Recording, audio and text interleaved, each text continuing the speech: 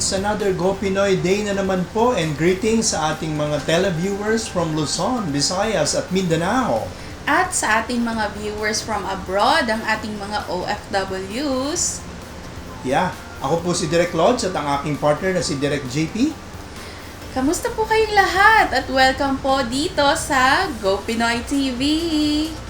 Alam mo Direk JP na our almost 20 years na experience natin in dealing with MSMEs. Ang common challenge na nakita natin is yung marketing part ng business nila. Yes. Yeah, that's true. Dahil maraming components sa marketing, and that's why we started this Go Pinoy project para sa ating way we can help and assist entrepreneurs in their marketing and promotional needs. And also that's why we are also giving them a chance to tell their stories here in our TV show. Di ba kung tawagin yan brand storytelling?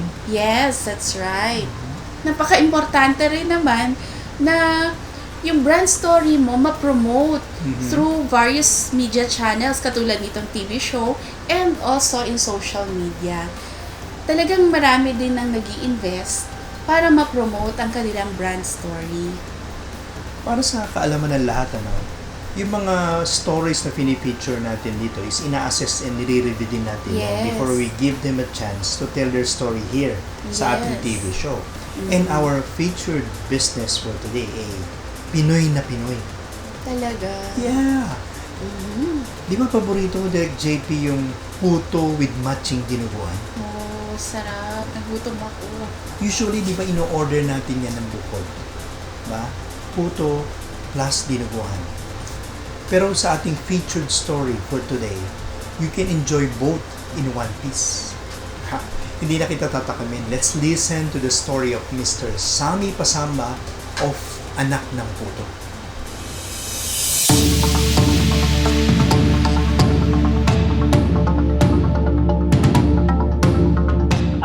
I used to be an ad man.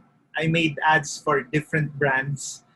What triggered me to start a business? I just wondered how it would be to build a brand and raise my own brand baby. Kumbaga, 100% Tagalog po ako, tubong lukban at mauban. Sagana ang lalawigan namin sa mga piyesta. At tuwing piyesta po, may sari-saring putahe at kakanin, di po ba? At nandyan ang puto, madalas. Siyempre, classic na kapartner nyon yung dinuguan. Sa sarap nga po ng kombinasyon nun, minsan pinapahid pa natin sa puto ang natitirang sarsa na nasa plato. So, doon po nagsimula yung konsepto namin na ilagay na lang ang masasarap na putahe sa loob ng puto. Kaya, Anak ng Puto, the puto with putahe inside. Parang siopaw, pero instead of siopaw, puto siya. Yes. Alright.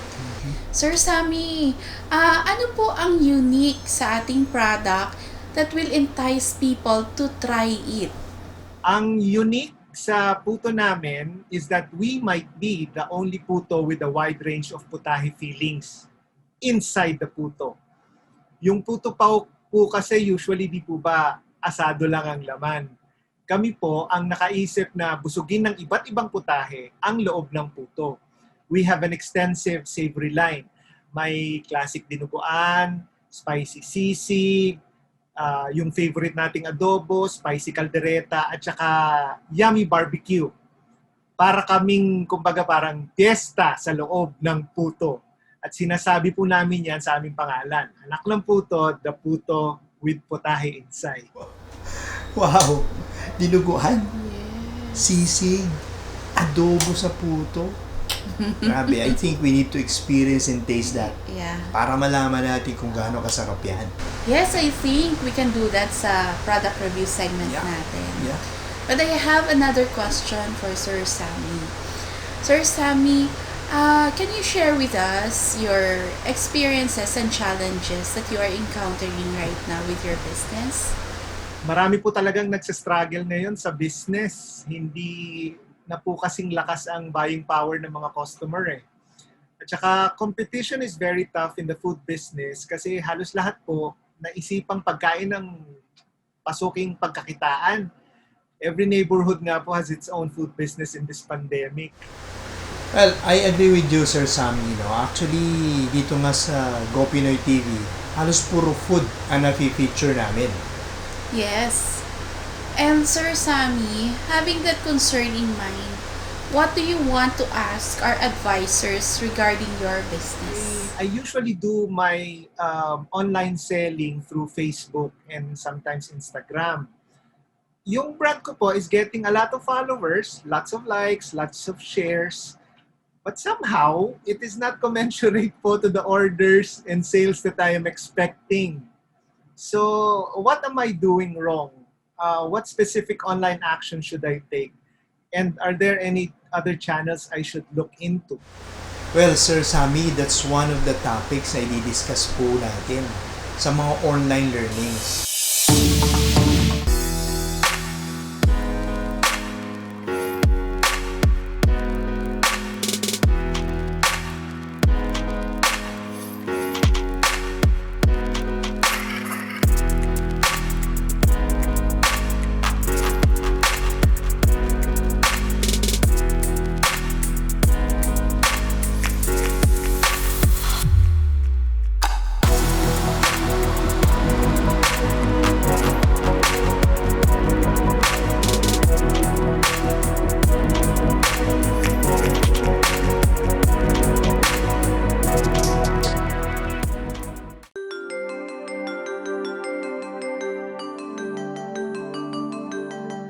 Kasal sila at ang legal wife ay kailangan ng support from his husband. So ito po ang pwede nyo maging recourse para sa kaalaman natin mga seafarers.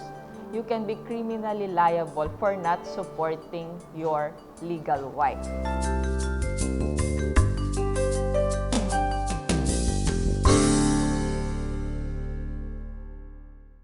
Stressed ka ba? Have you tried unwinding in a farm? Yung pagtatanim ng halaman at gulay to relax.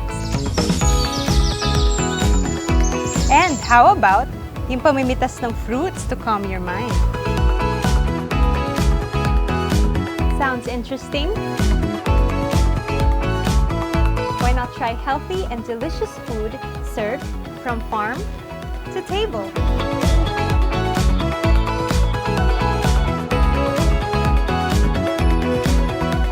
Also consider ang pag-aalaga ng mga hayop tulad ng hogs, chicken, ducks, goats, different birds, at marami pang iba.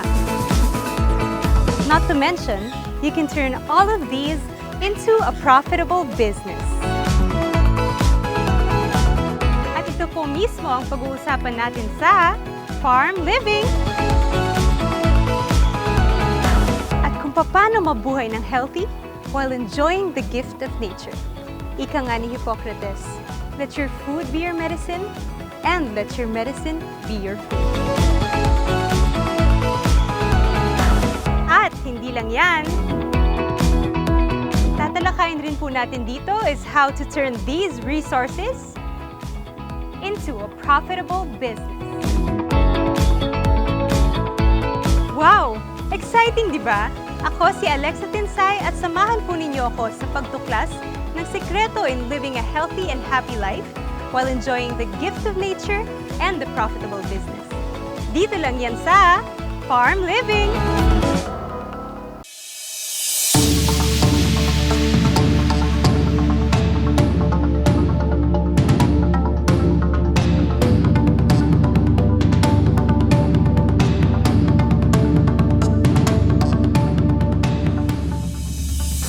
Okay, we're back. We're still here with Mr. Sammy Pasamba of Anak ng Puto. And next question po namin, sir, is what advice can you give sa mga kapwa niyo entrepreneurs on doing their business? If you visit our FB page, which is Anak ng Puto, and Instagram at Putopow, PUTOPOW, we have an advocacy where we have shared PPEs to hospitals like St. Luke's, Marikina Medical Doctors, Pope John Paul Hospital, and the PGH. We have helped feed displaced jeepney drivers along Commonwealth Fairview Avenue. We give special rates to donors po kasi who wish to help us in our feeding effort. We are also open to resellers po para makatulong sa mga gustong may pagkakitaan ngayong pandemya. Together, we can get through this po, especially with kind-hearted programs like Go Pinoy. Wow, how inspiring naman. 'Di ba? Being a channel of blessings Yes. then by sharing what they have. Thank you, Sir Sammy, for sharing your story and kudos to your advocacy. Thank you po, Sir Sammy.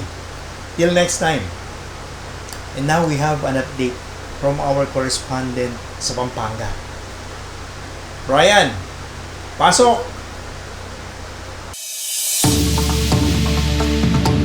Maraming salamat, Direk. Kilala ang Pampanga sa paggawaan ng mga naglalakihang parol at mga iba't ibang makukulay na palamuting pamasko. Kaya naman binansagan nito ang Christmas Capital of the Philippines at Home of the Giant Lanterns. Ngayong gabi ay ating alamin ang kalagayan ng mga nagbebenta ng parol dito sa aming probinsya. Dito sa Greco Street sa Balibago, Angeles City ay matatagpuan ang tindahan ng mga parol ni Mang Jomar, isang lantern maker mula sa Dolores, San Fernando, Pampanga. 26 na siyang nasa larangan ng paggawa ng mga parol. Anya, hindi sila nagtaas ng presyo bagkus binabaan pa nila ito upang maihatid pa rin ang ningning at liwanag ng Kapaskuhan sa bawat tahanan. At narito ang kanyang mensahe para sa mga Pinoy. Matalundong na yung panahon, talundong na yung mawali. Kasi napaisira. Nabanan tayo, nag-iuta mo. Kaya nakatawa po po rin kayo pa. Ano man ang panahon, may pandemya man o wala, ang bawat kutitap ng mga parol ay simbolo na buhay pa rin ang diwa ng Kapaskuhan. Patuloy pa rin ang paggawa ni Mang Jomar ng mga parol para magbigay liwanag sa bawat tahanan at pagdiwang ang Paskong Pinoy. Ngayon panahon ng pandemya, nananatili pa rin sa puso ng mga Pilipino ang diwa ng Kapaskuhan. Nagsara man ang maraming negosyo, umaasa pa rin na liliwanag at muling kikinang ang pag-asa katulad na lamang ng parol dito sa Pampanga. Ako ang inyong Kamaski Poppers na nag-aatid ng mga kwentong pop na pop, patok na patok at mga kwento ng ating bayan. Ako si Sir Brian ng Angeles City, ang inyong correspondent para sa Go Pinoy TV. Mabuhay ka, luwid ka!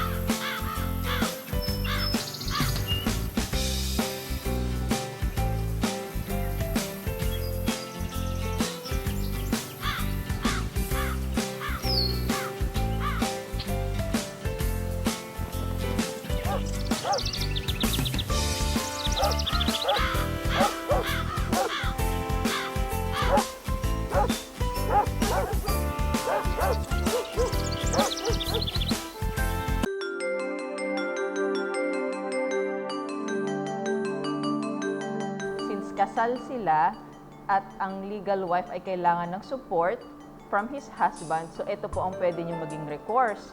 Para sa kaalaman natin mga seafarers, you can be criminally liable for not supporting your legal wife.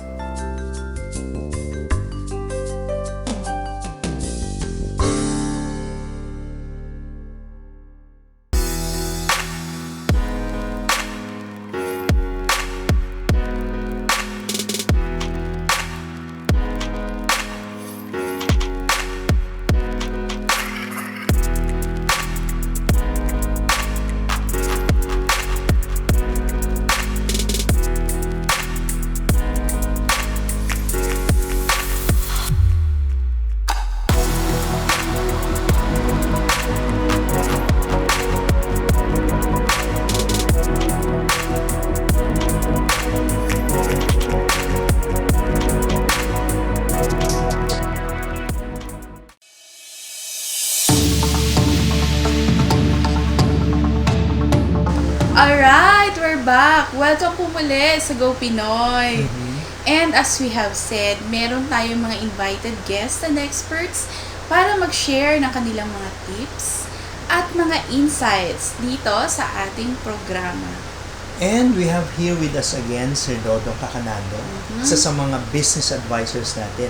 Pagpapatuloy niya yung kanyang 5-part series talk about calamities. Nandito na tayo sa 4th part. Okay? Let's watch this.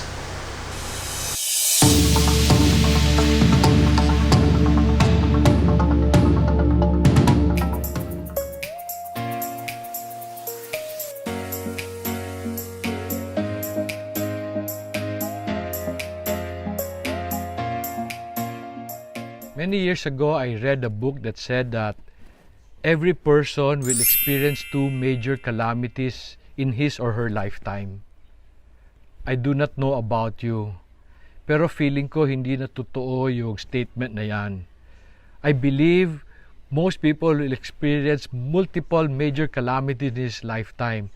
Diba? Look around us. Sa Pilipinas na lang, ang dami-daming calamity natin na pinagdadaanan. Though the coronavirus is a major concern today in the country, hindi pa nawala ang concern about the African swine flu that is now causing a lot of havoc in the pig industry.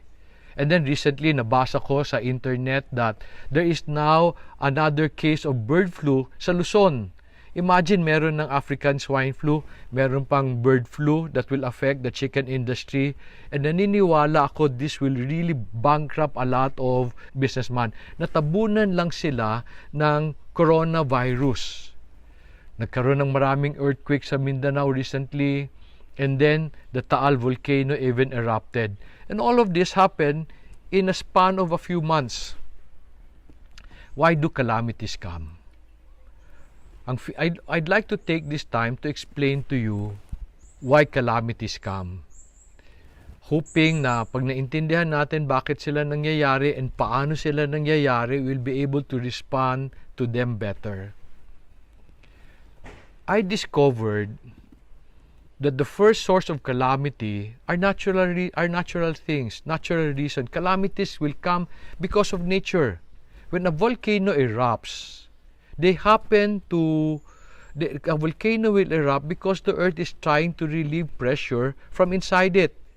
Pinaputok niya para hindi magkaroon ng mas malaking problema. It's the same with earthquakes. Bakit nagkaroon ng earthquake? Because there's something wrong maybe in the core of the earth na kailangan niyang i-adjust. Ina-adjust niya yon para hindi ganun kalaki ang problema. However, since most people like to live around volcanoes because maganda yung lupa doon, when the volcano erupt, it now becomes a calamity to them. Pero calamity lang yon para sa mga taong nakatira around it. Doon sa mga taga-malayo, hindi. Like for example, let me explain. When Taal volcano erupted, it was a calamity for a lot of people, and I really feel sorry for them. But I hope you will not be angry when I say it's not a calamity to me. Kasi hindi ako naapektuhan. Though we will send help to these people, hindi siya calamity sa akin. Dun lang sa mga taong nakapalibot sa Taal Volcano. And bakit maraming naapektuhan? Because of Tagaytay. Because many of the development have gone to that place only because of the opportunities Tagaytay has created. Diba? Pero kung wala naman doon ang Tagaytay, Taal Volcano will still erupt. Kaya nga sinasabi ni Solomon sa Ecclesiastes 11:2, sabi niya, give a portion to 7 or even to 8, for you do not know what disaster may happen on the earth. Whether we are here or not, calamities will come or disaster will come on the earth because it's the earth's way of balancing itself and putting things in order. You know, my good friend, si Randall Chongson, in his lessons on personal finance, will always tell people, build emergency fund. Sabi niya, baka mawalan ka ng trabaho for 6 months, baka may mangyari. You know, tama yun on a personal basis. And I do that naman on a business basis. Ako hindi emergency fund. Ang tawag ko, calamity funds. And I'm always conscious of my calamity funds because I know they will come often. They will come often. Today, we're struggling with the African swine flu. It is not that na tinamaan na yung Bukidnon kasi we're all preparing for it. As we prepare, we need funds.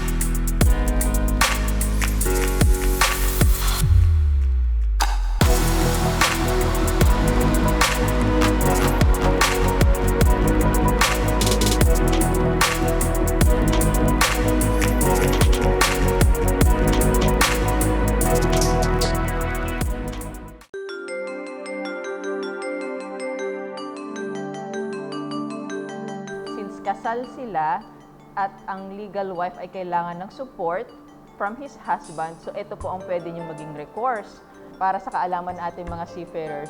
You can be criminally liable for not supporting your legal wife.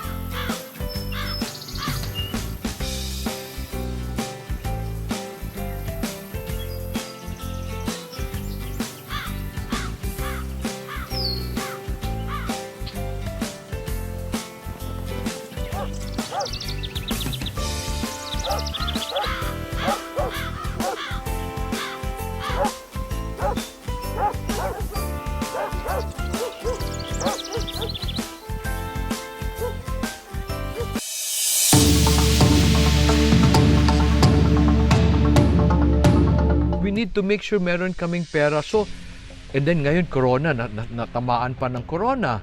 Now ngayon naman I need to make sure I can support my people maski wala kaming negosyo. Okay? So the reason why I build the calamity fund is because God warned me. Bible says calamities will come.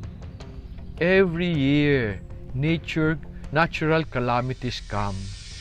When the hot season comes, it destroys the crops because of the hot weather.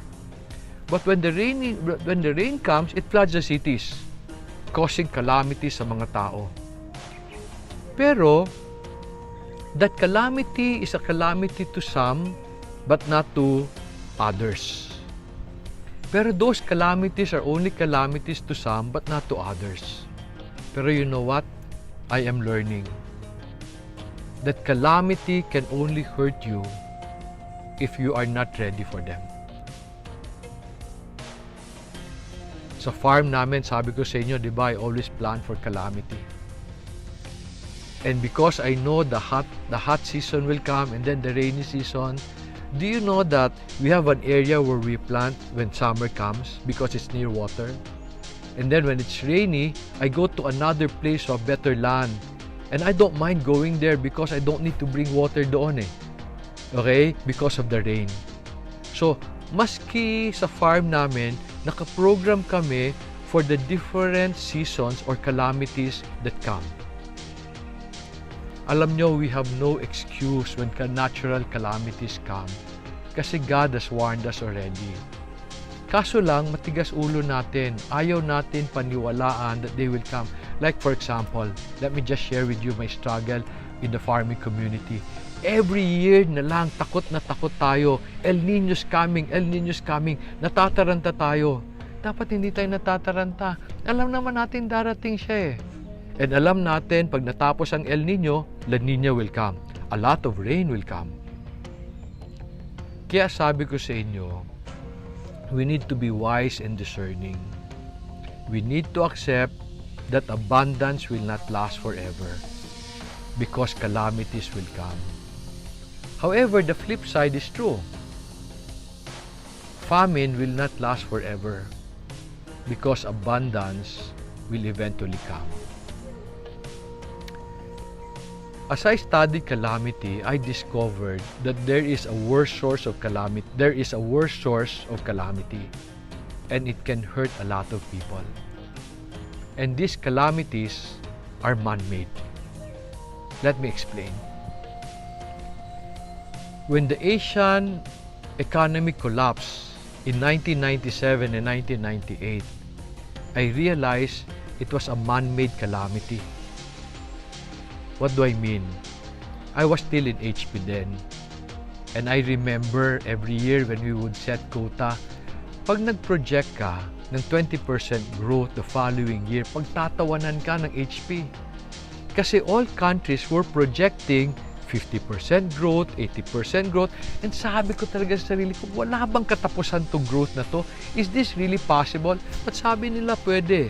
And I just accepted it as that until the Asian economy collapsed. What happened to the Asian economy? You know, during the time, the computer manufacturers were saying all homes will have one computer, one desktop computer in their homes. And then nung na-achieve na yan, they were projecting all homes will have 2 desktop computer plus 1 laptop.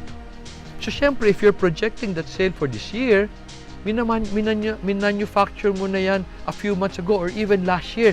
Tapos itatago mo siya sa bodega preparing for the sale in that year. Eh walang bumili.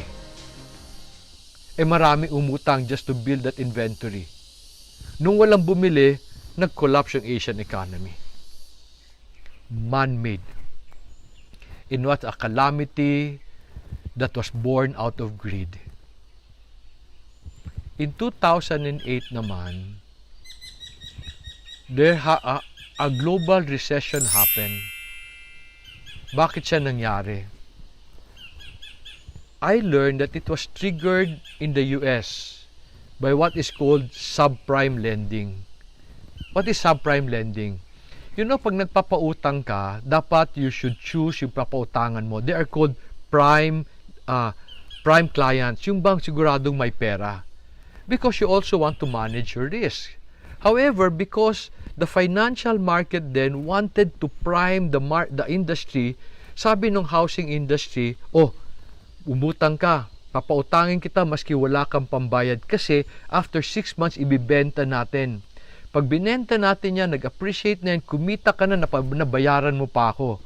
So, theoretically, it was a nice idea.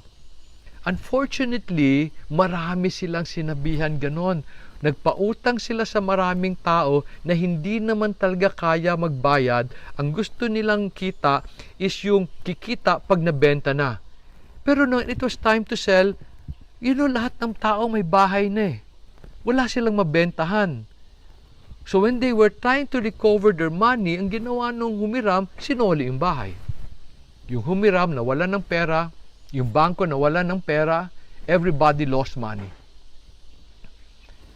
And when a friend was explaining to me paano nangyari yon, he introduced me to a concept of financial engineering. When I heard that, sabi ko, wow, pati finances ini-engineer ninyo, meaning you're manipulating it. The 2008 crisis happened because of man's greed, man-made calamity. On the other hand, itong coronavirus, the African swine flu, and the bird flu issue, para sa akin, is still man-made. It happened because of neglect. And it also happened because of greed. Let me explain. Today, ang dami-daming sakit na paikot-ikot. And I really believe it's because of how we manage farms. You know, in most farms, naka-monocrop siya. Kung baboy ka, ilang libong baboy ang nasa isang lugar.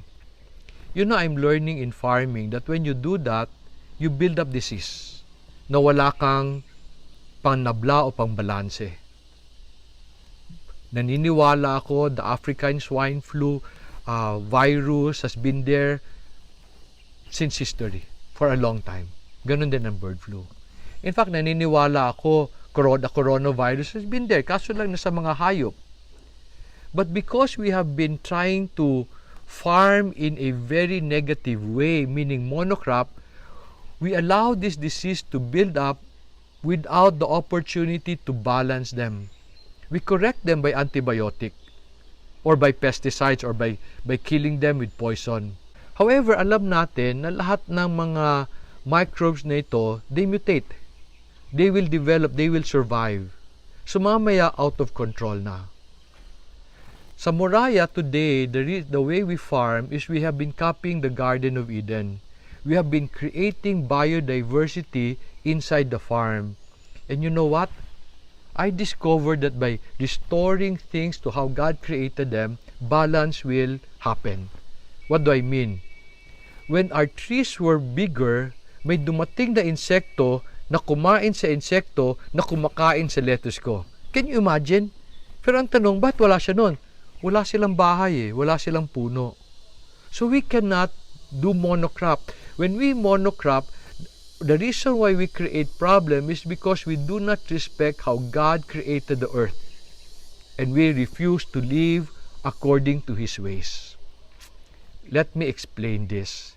Let me explain this by sharing with you Genesis 1:26 to and 28. Let me read that if you don't mind. It said, "Then God said, let us make man in our image and after our likeness, and let them have dominion over the sea, the fish of the sea, over the birds of the heaven, over the livestock, and over all the earth, and over every creeping thing that creeps on the earth." And God blessed them, and God said to them, "Be fruitful and multiply, and fill the earth and subdue it, and rule over the fish of the sea, over the birds of the sky, over every living thing that moves on the earth." When God created us, He created us to rule over. It doesn't mean to lord over. When I check the original meaning of the word rule over, it means taga-alaga. We are caretakers of the Lord for the earth He created. And the reason why He created us according to His image and likeness, kasi He wants us to take care of it according to His ways, not our ways. Tayo, we like to take control of things. We are not supposed to take control of nature. We are supposed to preserve it and take care of it so that nature can always take good care of us. Since we have not been taking good care of nature, nature has now become unbalanced and has caused all this problem. As I continue to explain this, let me explain to you the purpose of man through Psalms chapter 8 verses 4 to 6. Sabi diyan, "What is man that you are mindful of him, the son of man that you care for him? Yet you have made him a little lower than the heavenly beings and crowned him with glory and honor. You have given him dominion over the works of your hand. You have put all things under his feet." Why did God put all things under our feet? because we're supposed to steward them for the Lord. God wants us to take care of the earth so that the earth will continue to take care of us. Because we did not live out our purpose, because we abuse the earth today, the earth is getting back at us. But we still have the ability to restore it by doing things according to the ways of the Lord. We need to change our ways and realize that we are not in control. The Lord is. He can restore all of this, but we need to take on His image and manage our business according to His likeness. In my last blog, I will explain to you what I learned from Joseph. How we can use abundance to prepare for famine, and how we can use famine to become even richer. Again, friends, if you like what you're learning, can you share this to other people para matulungan natin sila? Subscribe to this channel.